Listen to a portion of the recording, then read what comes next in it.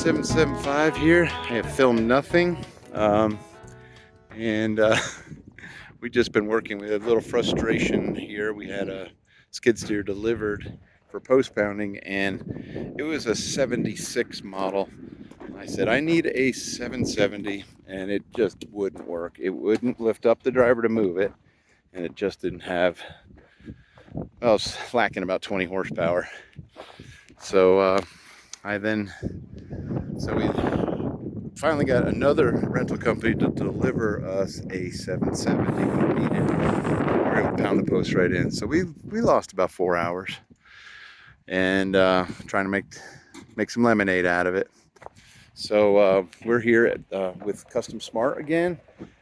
This is a job up in Virginia, and we said we would come pound posts and help as much as we can for one day with our crew and the driver, and we brought the ground mount with us.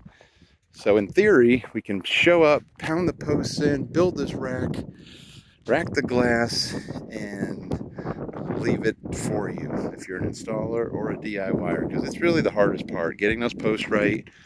So this is kind of a unique one. I think the customer that's up here did not want to see the ground mount, so they had somebody come in and grade out a location for the ground mount. So just keep this in mind. This is a good option if you don't want to see it, or maybe you want to protect it. This is down in a little pocket here. It's not going to get a lot of wind, at least from that direction. And that's a way to save your solar, is make a pocket for it.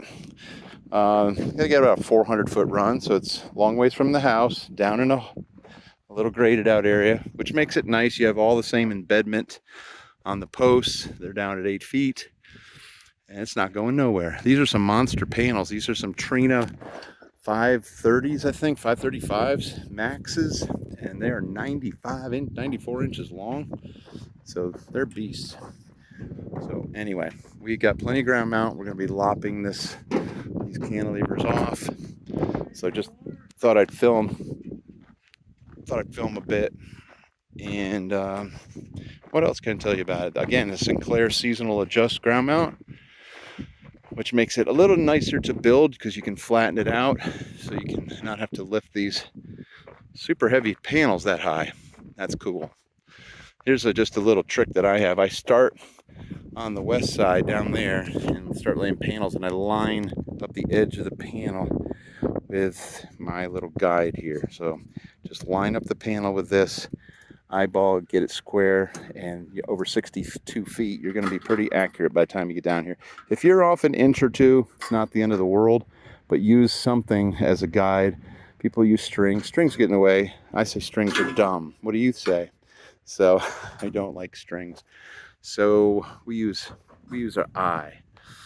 And that's it. Let's get to work. Get this place, get this glass rack. We got to go down to North Carolina and put in another 2 ground mounts tomorrow. So I was hoping to get out of here quickly, but that's not happening today. But anyway, don't let anybody tell you that all 7 series machines are the same, because they're not even close. So anyway, another shout out to Bill Lizio and Custom Smart Solar. Oh, it's a wrap up, and these poor gentlemen had a couple broken panels. So we've been there way too often. Again, the panels were stacked vertically. There's just always so much damage in shipping. It's so aggravating. These are big panels, 94 inches long. Trina 535s, huge panels. And they're doing strings of 11 on this. So anyway, it's an interesting way. I'm glad they were able to pocket it in and get all full 8-foot embedment on all 5 posts. So that worked out well. So we're just wrapping up. The guys are working on the top end over there, and it's a beautiful spot here in Virginia. We are headed down to North Carolina to do the same thing. I'm going to build 2 arrays tomorrow. Hopefully I got a better machine, but we got it done. Elijah and Wes, and we had some help from lots of help from the Custom Smart guys, and that was great. So they can adjust it and finish it up tomorrow, and then they got a lot of trenching. So we're going to get to our next spot, and yes, you've got to have a minimum size. The Can't cheat with a small machine with the Rhino Solar Pro. No cheating allowed. All right, let's get this thing down the hill. Ooh, it was a hot day today, but we just got the last panel on before the storm's coming in. Thankfully, the landscaper here had a 770 for me, and we were able to work these hills. It doesn't really show you how steep it is, but this has been the most challenging ground mount just due to the steepness of it. We got the glass racked for a friend, an installer, and he that installer, he just took a vacation, so I didn't even get to see him. So well, he gets to come back from vacation with his ground mount ready to go for his job, so I hope he likes it. And nice bifacial panels, nice little array tucked in here behind this new house. 32 panels, 450 watt each. So the Rhino Solar Pro did wonderful today, and I got some help from the guys, quite a bit of help from the guys that work for the installer. And it's Lake James Electric. If you're in the Morganton, North Carolina, a shout out to Neil Ferris of Morganton, North Carolina. He's getting into solar. He's an electrician, does a lot of generator work, and now he's starting to get into solar. So I think if he can get me to come build his ground mounts, he might stay in solar. And yes, we're gonna cut the ends off, but I'm leaving it to the gentleman here doing this job. So they've got a ground mount here, and they're bringing solar in to a gutter here. Fusible disconnect.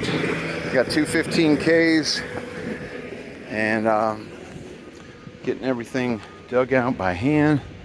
And then in here, the mech room is the garage, and they're going to have got a ROMP transfer switch. They're going to have an ATS out there for a generator, and two Sol-Ark 15Ks, and then two sets of EG4s over here, 30 kilowatts each, 60 kW of battery storage.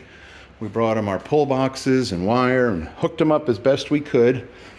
We got them a nice template already laid out for them. So we want to help the installers make their life a little easier, so they make our life a little easier. Whew, everybody overheated today, but we're going home. We might find a river on the way home. Just waller down in it like a big old walrus. All right, folks, enough of that. TMI. Hope that wasn't a bad visual. See ya.